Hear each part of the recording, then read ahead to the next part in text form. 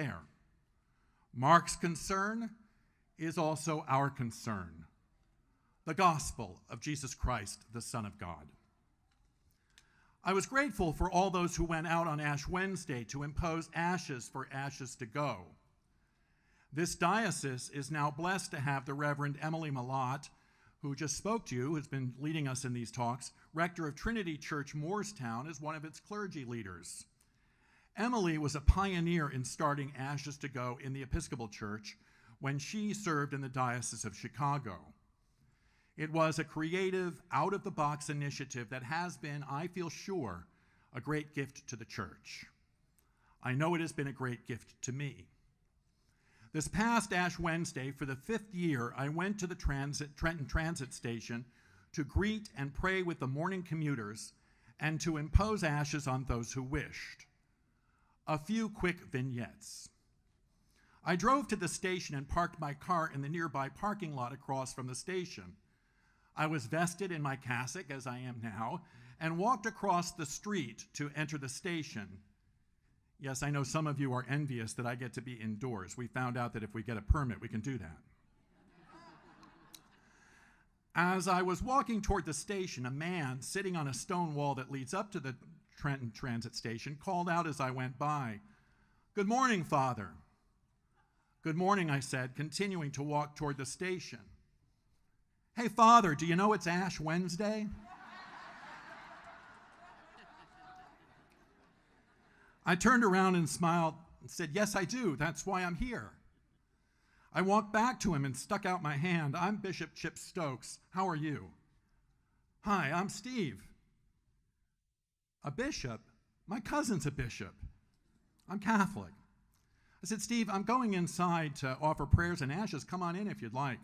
Steve followed me in. When I got into the lobby and looked left, Jonathan Elliott, our canon for communications, was setting up our Ashes to Go sign. X marked the spot. We are blessed with Jonathan. And he does so much good work on that, aren't we? Yeah. So I put my few things down, took my ashes and prayer cards, and started by praying with Steve and imposing ashes on his forehead. "Remember that you are dust, and to dust you shall return." I gave Steve the prayer card. He sat for a while on the bench behind me, talked to Jonathan a little, and then got up and walked away. It was just after 6 a.m. and still a little slow. 2 New Jersey Transit police officers were standing at a booth in front of me. I went over and introduced myself. "Hi, I'm Bishop Chip Stokes from the Diocese of New Jersey. I'll be standing in front of you for most of the morning, so I thought I should say hello. Thank you for your service." They introduced themselves, and after the introduction, one of them asked me, "May I ask what denomination you represent?" I said, "I'm an Episcopalian." He responded, "Really? I grew up in the Episcopal Church. I went to St. James Bradley Beach as a kid." "Wow, you know, great things are happening at St. James Bradley Beach," I said to him. "They're working together with St. Michael's and Wall, and exciting things are going on." "St. James still here?" "Yeah, go ahead. "And where's St. Michael's Wall? Where are they?" "Yay." We chatted for a little while longer, and then I went back to my area. There were flurries of activity. Dean Renee John joined me, and I'm guessing we imposed ashes on over 150 people and gave them our Diocese of New Jersey prayer cards. These have a short message from me about Lent, as well as an excerpt from the exhortation in the Book of Common Prayer on the meaning of Ash Wednesday, as well as 2 appropriate prayers from the Book of Common Prayer. About midway through the morning, 2 young men, clearly students, approached me. It was evident they were friends. The first, taller than the second, clearly knew what this was about. He stood in front of me solemnly and confidently. "I imposed ashes. Remember that you are dust, and to dust you shall return." I gave him the prayer card, and he stepped aside. His friend stood in front of me and looked a little more uncertain. "Would you like ashes?" I asked. "Could you tell me what they mean?" he asked, looking at me earnestly. "Sure," I responded, and took a few minutes to explain the meaning of Lent and the love of God for us in Jesus Christ, the meaning of the ashes as a sign of our mortality. He listened intently. "Would you like ashes?" I asked. He nodded his head.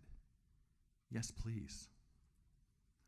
Remember that you are dust, and to dust you shall return. Not long after that, I saw Steve coming toward me again. It's evident Steve is homeless and that the train station is a place where he regularly goes for warmth and safety. Do you remember my name, he asked. Sure, it's Steve. He turned to Jonathan, beaming. He remembered my name. He remembered my name. I introduced Steve to Dean John. Steve asked where the cathedral was. We told him about the many outreach programs the cathedral offers, and my hunch is I'll see Steve again. As a church, we need to find creative ways to go out and make connections with people. Ashes to Go is one good way. It is a living parable, short, direct, like the parables of Jesus, that offer us lots of insights into the relationship of the world to the church and to God today. We've been talking a lot about the missional church in the Diocese of New Jersey. Canon Rob Drosty has developed the Way of St. Paul to help change the culture of the Diocese of New Jersey into a missional culture. We are blessed with his mission, aren't we? His ministry. Rob is using a strategy of developing coaches who are trained in missional church thinking, who can work with willing congregations to make the necessary turns. There are now 17 coaches. Rob is doing outstanding work. Rob often quotes Reggie McNeil and the 3 shifts McNeil feels are necessary for the church today if it's going to thrive. 3 turns that define the missional church. The 3 turns are, first, a turn from an inward focus to an outward focus. Second, a turn from a focus on program development to people development. And I'm more specific and say disciple development. And then third, a turn from a focus on the church as institution to a focus on the kingdom of God. Dwight Shiley, author of People of the Way, talks about plunging, a practice developed by the Christians of the Dutch Reformed and other predominantly white churches in South Africa, who, after the end of apartheid in South Africa, found themselves in a difficult position. They could hardly claim the moral high ground for their proclamation. As Shiley observes, they have had to innovate new ways of being in relationship with their neighbors. As a result, they developed the idea of plunging. Shiley describes this as, quote, the practice of intentional relationship development with diverse neighbors through relying on their hospitality. He continues, this often begins informally, with Christians striking up conversations with neighbors at a bus stop or some other public place. Rather than invite the neighbors to come to some event or program at church, they seek to be invited to accompany those neighbors to gathering places. The primary agenda is cultivating community, listening to people's stories and dreams, and beginning to share life together. Shiley observes, quote, plunging means leaving your comfortable turf, and depending upon the goodwill of the neighbor, it means being in places which you cannot control, unquote. Today's ministry context demands Christian leaders, clergy and lay, who are comfortable plunging, and I mean more than toilets. We can no longer wait in our buildings, as open as the doors may be, hoping for people to come to us just because we invited them. We must be like Peter in that story I told in my first reflection and go to them. Go to their homes, go to their workplaces, go to the pubs where they hang out, go to the streets. Father Matt Tucker, rector of Christ Church Bordentown, has been doing this for years. Yay, Matt. Talk to him. Ask him about it. The people of San Andres have been plunging for quite a while. They didn't call it that, but that's what they've been doing, and they have a great story to tell.